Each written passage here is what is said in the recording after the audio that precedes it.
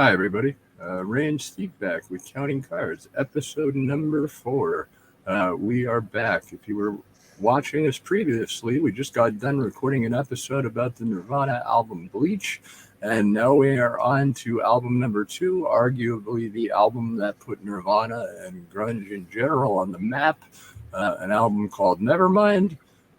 We are not going to discuss the cover art, although it's pretty well known. Everybody knows the story behind that. The kid in the pool, who apparently still thinks he's famous, but we'll leave that there. Steve is here, and Steve is going to take the lead as he did on the last one. What's up, Steve? How's it going, pal? I'm doing well. How are you today? Doing good, my man.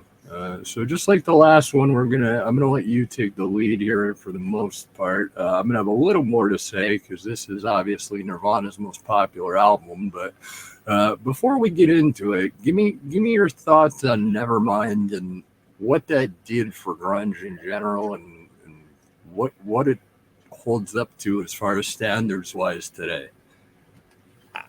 Man, it just between this and 10 with Pearl Jam, just grunge just And Dirt. exploded. And dirt, yeah, and dirt. But at that point, with those three albums, like grunge just became everywhere, everything, everyone. Like it was truly a really cool time. Quite honestly, kind of being an outcast, goofy, weird person like I am. So, It was nice to have our own music, mhm.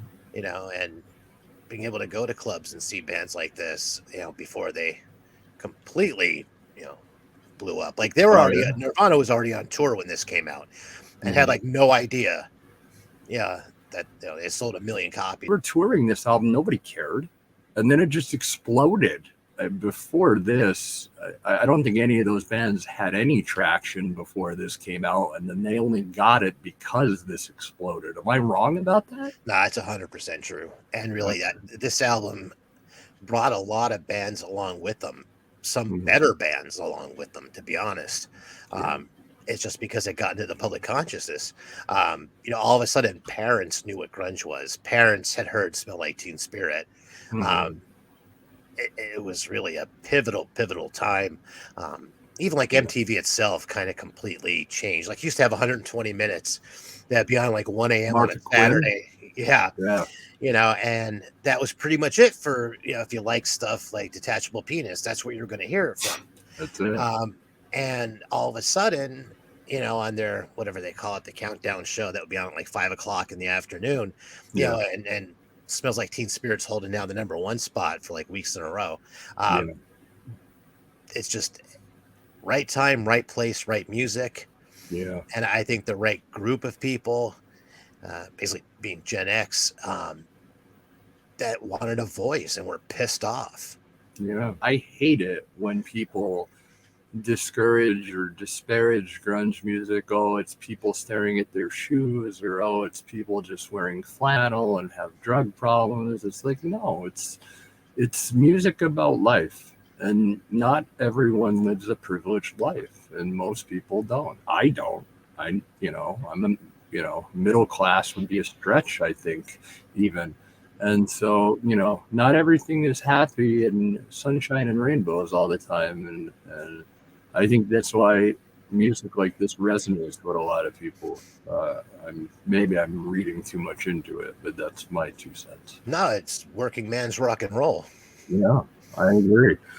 So, with that said, we're going to jump right into track number 1. Obviously, it starts out with a little known B side that they never played called Smells Like Teen Spirit.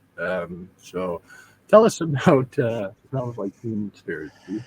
Well, I gotta say, I mean, despite from being played obnoxiously at this point, even now, that opening, just guitar by itself and chords. Yeah, And plus, this is kind of where the soft, loud of the verse, chorus, verse type yeah. of music with especially Nirvana popularized. Um, I think it's fantastic even today. Do I listen to it every time I'm passing, on the radio, or if it comes up, if I'm listening to music, maybe not. But I still have to give it a one its place as far as historically. Yeah. and musically, it's just incredible. Oh yeah, I mean that opening after the guitar, the opening fill that Dave does on the drums, that is like, that's why I attempted to learn the drums in high school, was so I could play that opening fill. That was it, and just do the part that's going now, the ando part in the background. So I love it too. It's one like that falls into that Welcome to the Jungle category, where it's not a bad song. I just can't listen to it on the radio start to finish just because I've heard it 100 million times. But if I want to hear something and I'm in the mood to hear it, it's always a one. So that's that. We could spend the next hour talking about Smells Like Teen Spirit. So I'm gonna cut it off there, and I'm gonna take us right into number 2, which is one of my favorites, and it's a little underrated, I feel, called In Bloom. And I love it. It's a little slower, especially slower than Smells Like Teen Spirit, but it's just as heavy and very cool guitar and very cool lyrics. I'm gonna give it a +1 all day. What are your thoughts on In Bloom, Steve? I thoroughly like it. I think the video was a brilliant idea. And if someone listening to this has not seen the video, definitely check it out. I gave it a 0 because this one actually did kind of weigh on me a little bit and wear me away from seeing it on TV every day after school, as much as I like the video, but it's still a great song. I got you. See, this was not a video that came across my purview that much, so I just didn't see it that way. Now, Smells Like, I mean, I don't even like going into high school gyms today because of that video. But, I get it, though. This is definitely one that you'll hear on the radio for sure. Let's go into number 3. This is probably, my mind will change tomorrow. But this, when I first heard the album, when I was old enough to not just hear the singles and I had the album in my hand, I heard this song and I heard this droning guitar, and I'm like, this is it. This is where it's at. And I was like, because I could sing this, because I'm like, there's no singing, he's talking. I'm like, I could do this. And that's not to discourage Kurt. His voice is amazing. I could not do what he did. But I'm just saying, as a kid, you're like, I can do this. Take your time, hurry up. I can do that. I don't have to scream. I don't have to whatever. And the guitar was just, oh my God. Maybe it's the tempo. I don't know. But I love it. Love it. I will give it a +1 all day long. But what do you feel about Come As You Are? I agree. It's +1 for me as well. Feels like Teen Spirit kind of broke them on this scene. Mm-hmm. I think Come As You Are, and if you listen to all the lyrics, really helped people connect with Nirvana that were from that generation and not being accepted for who they were. But I just think the whole Come As You Are thing really just broke them as far as in the minds of the fans and younger kids. Fair enough, and I definitely agree with you there. So that takes us then into track number 4. Well, before we do that, this breakdown, if you're hearing it in the background, I'm not a huge fan of like the instrumental, I don't know if that's what they're called, Steve, breakdowns before the next chorus or pre-chorus or whatever, but the guitar solos. In this one, it's understated, and because it's the same melody of the song, I don't mind it as much. Am I overthinking it, or am I making sense here?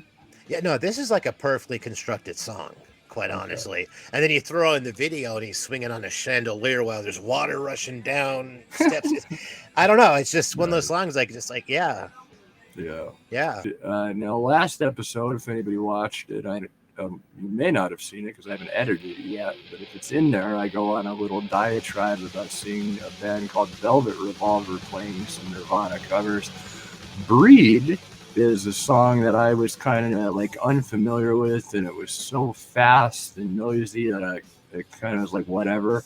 And then I was at a concert about 15 years ago at a place where we live called Montage Mountain, and it was a package tour, and it was a band called Spit Can, who was a local band. Who the lead singer, is now a leather worker and makes watches for me, funnily enough.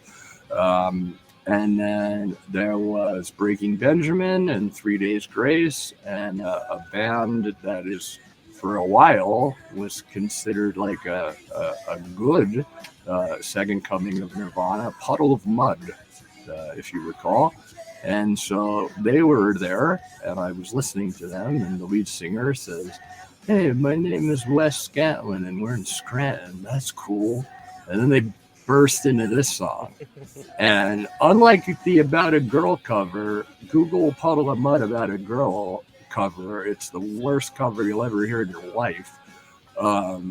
This cover was great because he was clearly in the right frame of mind at the time, and his voice was good, and he sounded just like Kurt. And they played it fast, just like it's played on the album. And I'm like, wait a minute, this is that song? And then I went back and listened to it, and I was like, where has this been my whole life? So this was a dark horse for me. Just for the sake of not fanboying out, because it is not my favorite, but I'm going to give it a 0. But it was interesting because it was totally one that slipped my radar until I heard somebody else cover it. So give me your thoughts on Breathe, Steve. I don't like it. I can't play it. It's too fast for me. I think it's definitely one of the weaker tracks. So I gave it a -1 for that. This is one I could take or leave, and I'd probably leave most times. Fair. All right. And so your score then is 0? -1. -1. Okay. So I'm 0, you're -1. All right. So we're going to go now to track number 5, which is a track called Lithium, another hit, which is most of the songs on these albums you still hear on the radio. This one in particular, I don't know. It's good. It's just not. It never struck me as like, oh man, I'm glad they put this out. So I'm going to give this one a -1. Lithium. Maybe part of that's the overplaying, because this is another one that was and probably still is in heavy rotation on terrestrial radio, but it's not my bag. Little too slow, little too kind of like, all right, didn't you do this already with Smells Like and In Bloom? And like, it kind of sounds like a third version of one of those. Am I being too harsh here? You're murdering this song, but I respect you for it. This is a 1 for me all day long. Okay. I was never so excited to see this get a video. Wow. Because I'd already had the album and all that, and that was the new video coming out. Just like, I ran home from school and made sure I was watching MTV. I think it's also kind of being able to relate to the song a lot. Yeah. Which kind of does it. And I do like the soft, loud aesthetic. And I normally do too. And I think my point, and I don't think I made it well, is there's better versions of that on the album. We are going to now move into Polly, which is the next track number 6 on the album.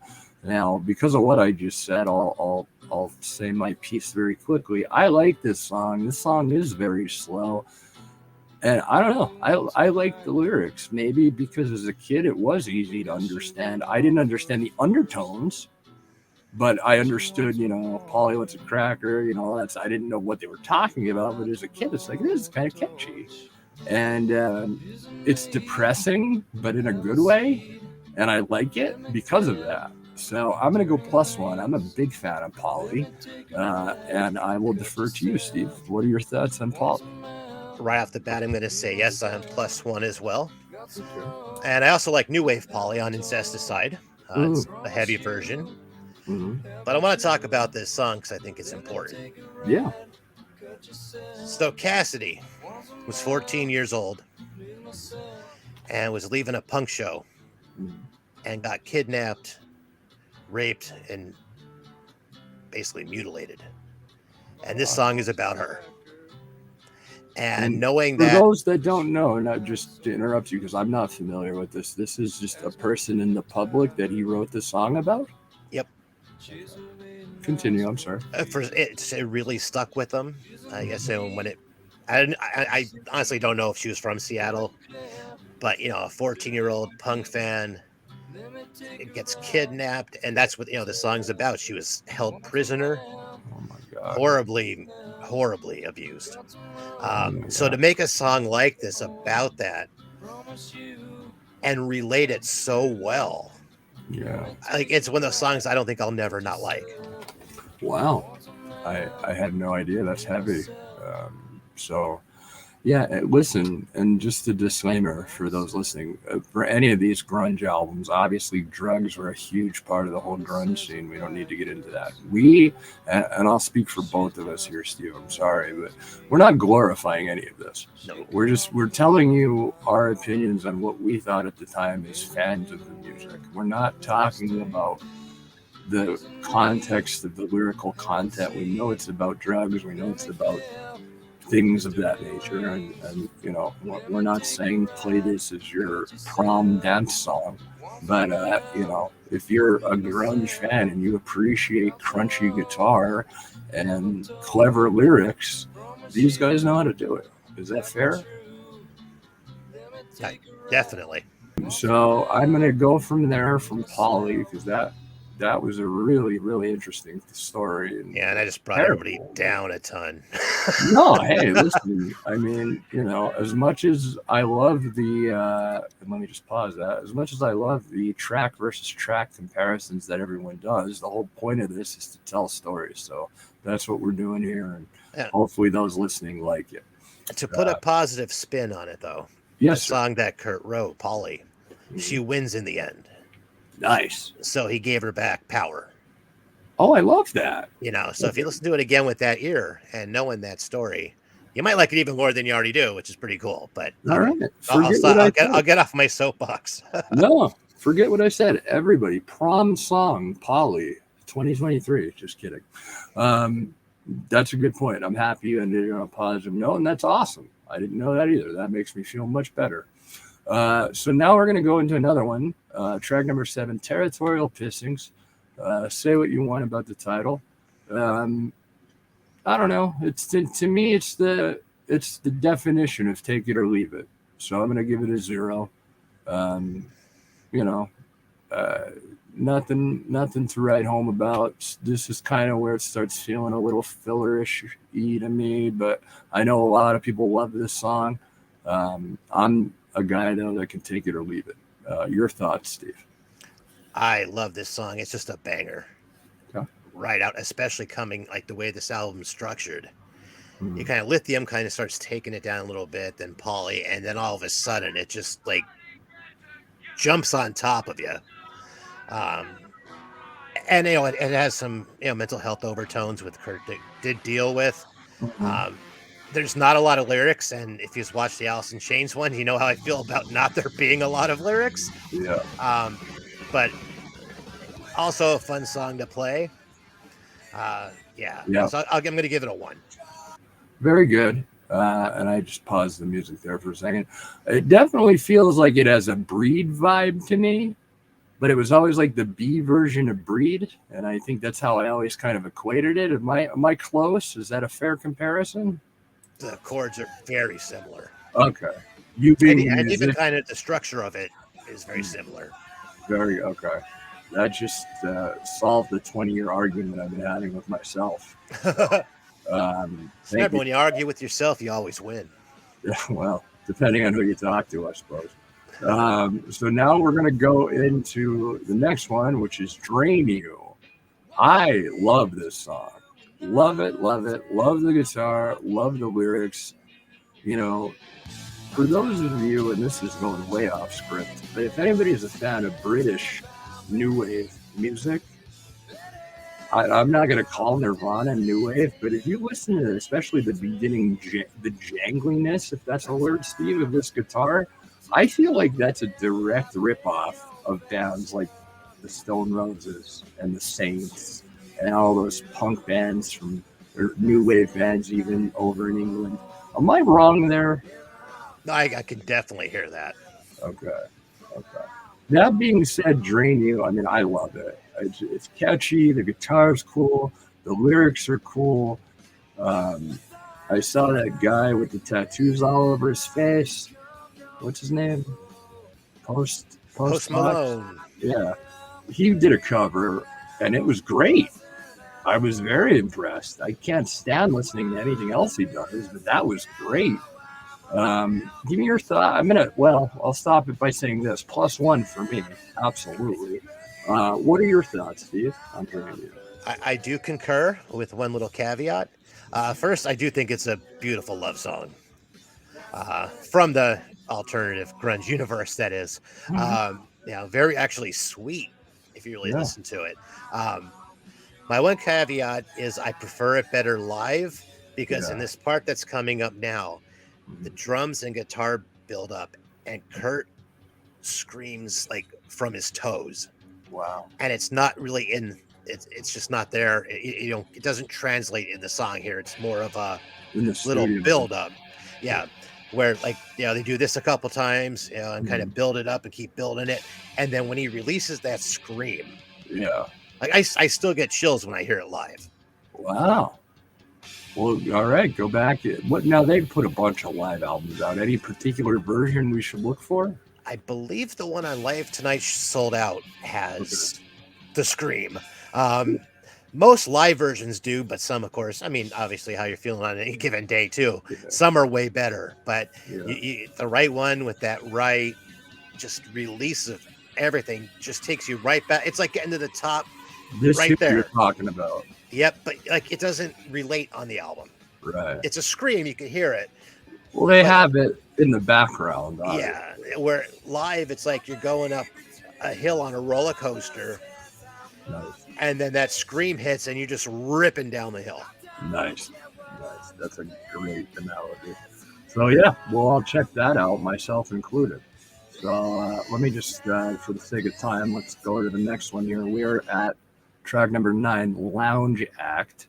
I'm going to keep my thoughts short. Not one I would go out of my way to see, but I wouldn't leave either. So I'm going to go 0 with this one as well. So tell me your thoughts.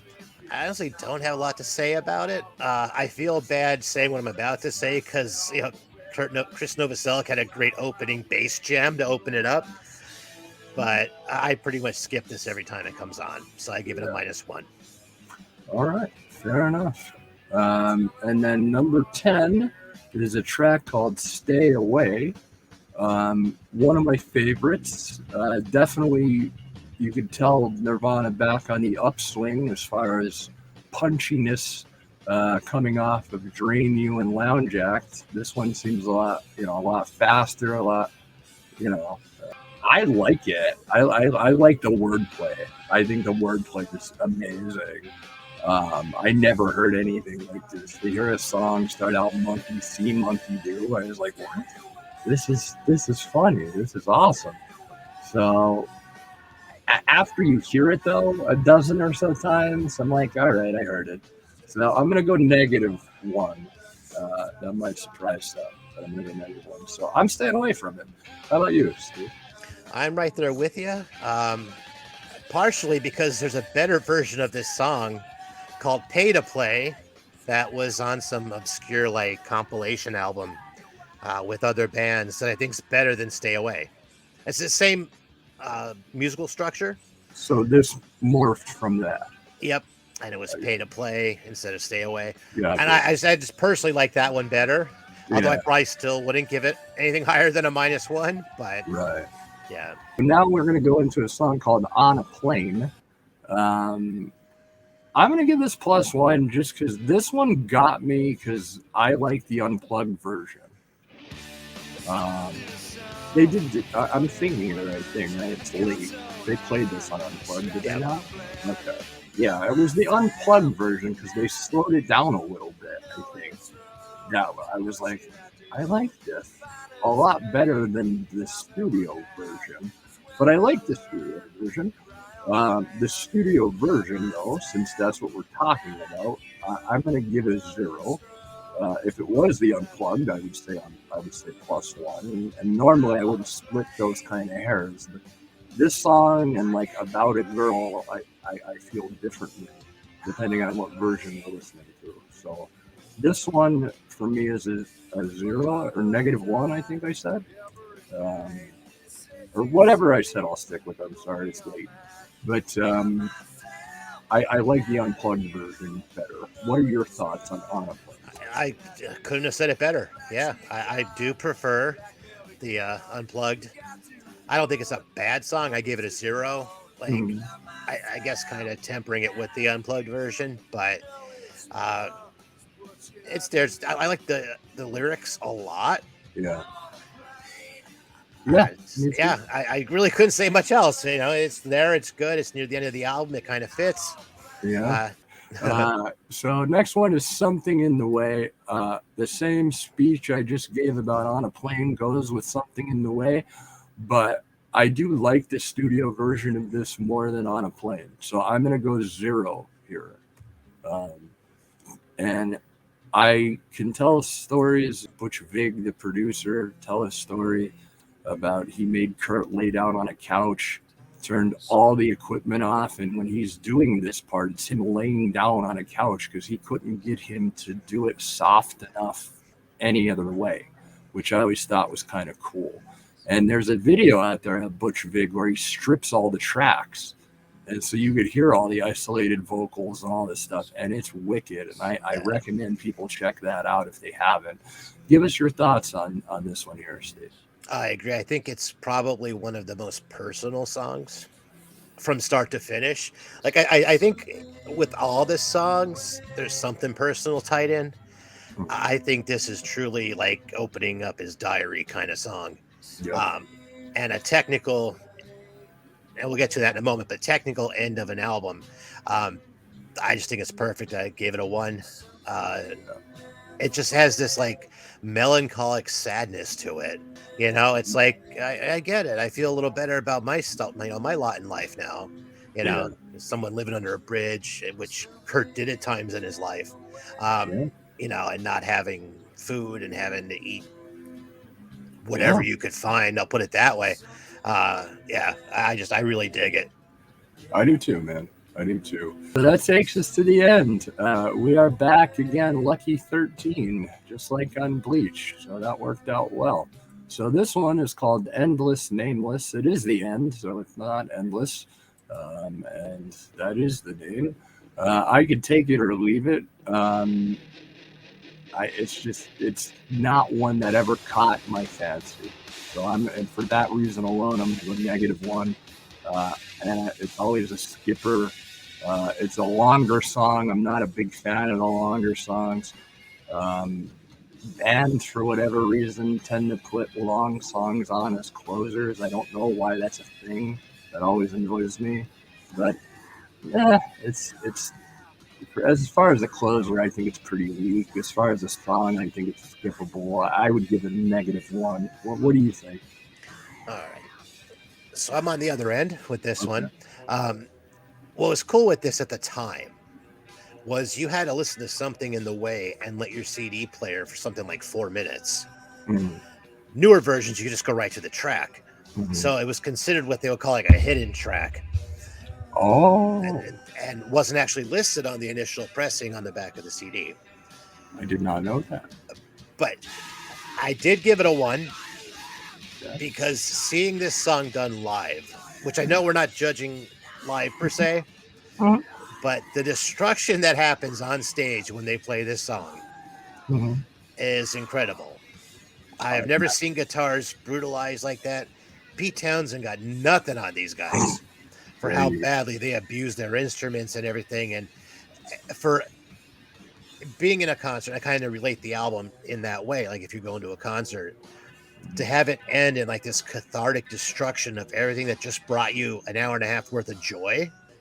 I just like when they break stuff. I don't know. It's I'm sure that'll come up again with some other band. Yeah, I'm with you. And so, you know, I'm giving that -1. What's your score again, Tom? 1. 1. Okay.